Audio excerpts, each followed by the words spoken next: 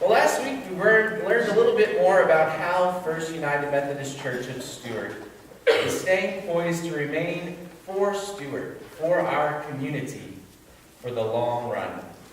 Now, if you're joining us for the first time this morning, the idea of being for, that is F-O-R, being for, it means to be in favor of. And we learned that perhaps the most widely known verse in Scripture, the most memorized, John 3:16, we get a glimpse at what being for really means. You know, it says, "For God so loved the world that he gave his only begotten Son, that whoever believed in him shall not perish, but have everlasting life." For God so loved the world. And we adopt this vision for our church because the church is more known for what it is against these days rather than what it is for. And we want to be known for what we are for. Last week we were confronted also by a daunting piece of information that we found out from Barna Research Group.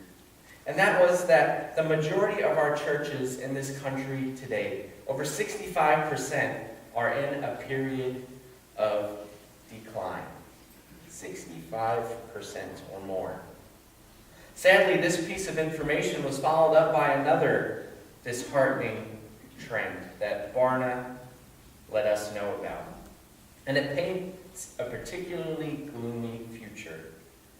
And it says that by the year 2050, the percentage of the United States population that attends church will be half of that from what it was in 1990. Half the percentage of the people attending church will be half by 1990. And I was awestruck when I heard these two pieces of information while I was at the Windshape Host Rally late last month. And I can only imagine what some of you might be thinking when you hear this. Has God turned his back on us? Is the Bible becoming irrelevant? What kind of world will my children, my great-grandchildren, their children, be living in? It's a scary set of circumstances to consider, especially when we know that the world today is already a bit dark and tumultuous. While there at the host rally, I learned about an upcoming generation called Gen Z that is growing up in a world with a set of circumstances that are much different than what we grew up with. Now, of course, we could all say that about the generations that follow us. And we're all guilty of reminiscing about the good old days and when times seemed a bit simpler and more enjoyable. I've heard my grandparents say it, I've heard my parents say it, and now I'm saying it too, to my children. Nevertheless, it appears that the dawn of modern technology, especially the smartphone and the tablet computer, have really shaken things up and have impacted this upcoming generation in such a way that it is turning the heads of researchers and the leaders that are in our church. Now, to give you a little bit of a review about the generations that are alive today in the U.S., take a look at this graphic above. We've got the matures, or what has been referred to as the silent generation. Those were folks born before 1945. Do we have any matures in the audience today? We've got some. We've got the baby boomers, 1946 to 1964. Any baby boomers in here as well? Very good. Generation X from 1965 to 1976. The millennials, 1977 to 1995. And I guess I fall in that category. And I could have sworn I was a Gen Xer, but it seems like they keep shifting these windows a bit from time to time. So I am a millennial. Now, Generation Z, these are people that were born after 1996, and I think we might have a couple up top there, one of which is paying attention. Good job. Awesome. Now we've got both attention. We're good. So Gen Z, now all the information you're about to hear is from this very great resource called genzlab.com. And if you are stirred by hearing some of these facts which I'm going to give to you, you're welcome to log on to genzlab.com and learn some more about it. They have hours and hours of great videos explaining what Gen Z looks like and how we as a church can minister to this generation. So Gen Z, they are called the screen agers. Okay? The screen, because their whole existence is defined in and around this technology. They always seem to have the screen in front of their faces. In fact, 57% or more of them use a screen for media more than 4 hours a day. And that's the low end. There are some that are over 8 hours a day. What does this mean? That means that their toys are connected, which means if they buy a toy from the store, they go home, they can download an app on their smartphone or on their tablet computer, and they can interact with these toys in ways that we couldn't even dream of as children. Their books are digital.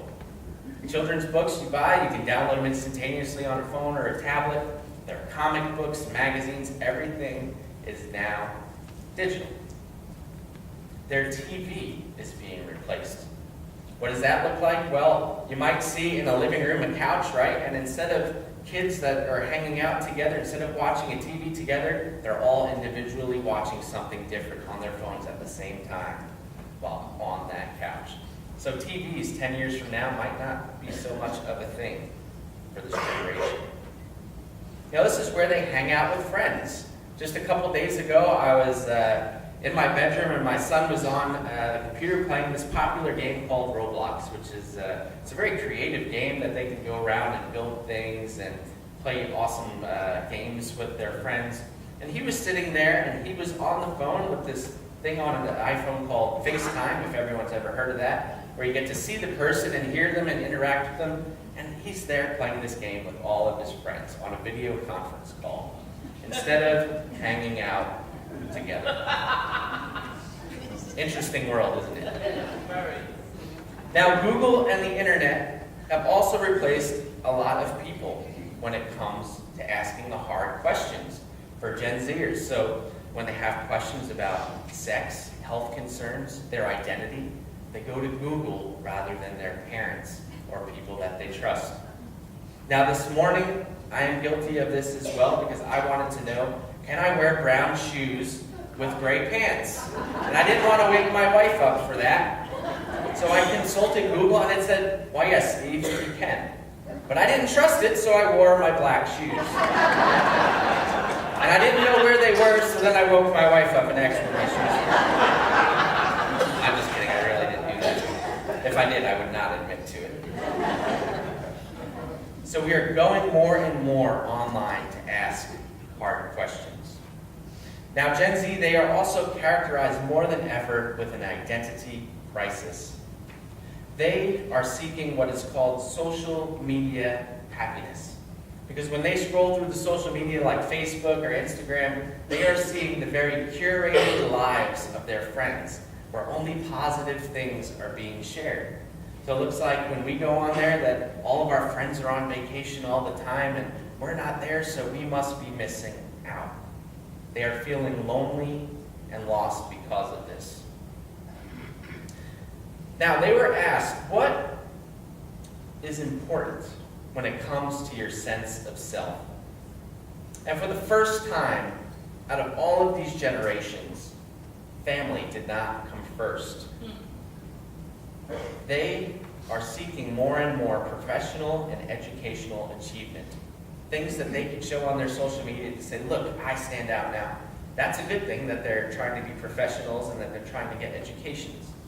But for the first time, family and religion are at the bottom of the pile in terms of their priorities and what makes them have a positive sense of self. Only 37% of these kids rate gender as something that's important for their sense of self. Interesting.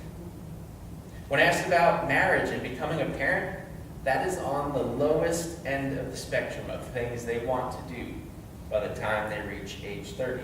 Once again, a first for these generations. So what it all boils down to is that they are rating success as something they want to attain at utmost priority. Now, Gen Z, they are living in a world that its context is post-Christian. For the first time ever, where the trend of atheism seemed to be a steady increase in our country, it is now taking a bit of a hockey stick turn up for this generation. A significant increase of them identifying as an atheist or an agnostic. A third of them now say that they are agnostic, or that they are none. They have no religious affiliation whatsoever. And that they are having a hard time living out their faith in an increasingly skeptical world. Only 4% now have a biblical worldview, which means what they learn inside church or from the Bible, only 4% of them are using that to steer their life's decisions. They were asked, why is following Jesus a challenge? And they responded, I feel like I'm the only one. I'm isolated and alone. There's so many distractions. And of course, we can understand that when they have a screen in front of them at all times. They said, I don't know if I can answer other people's questions or objections. No one wants to be friends with an extremist. We're considered intolerant and judgmental. Did you catch those last two answers? If you are identifying as a Christian in their world, you are automatically, it seems, considered an extremist, you're judgmental, and you are intolerant. And here's why. The culture that they live in today is relative. It's a relativistic culture where absolute truth is not a thing. What's right for me is good for me, and what's right for you is good for you. But don't tell me how I ought to be living. You know, they also said what's right and wrong can change over time. So what was wrong 20 years ago is right today, no problem. And I'll let you fill in the gaps on what that might mean with some of the hot topic issues today. They are more offended now by someone not recycling than they are with the issue of pornography and other hot button topics.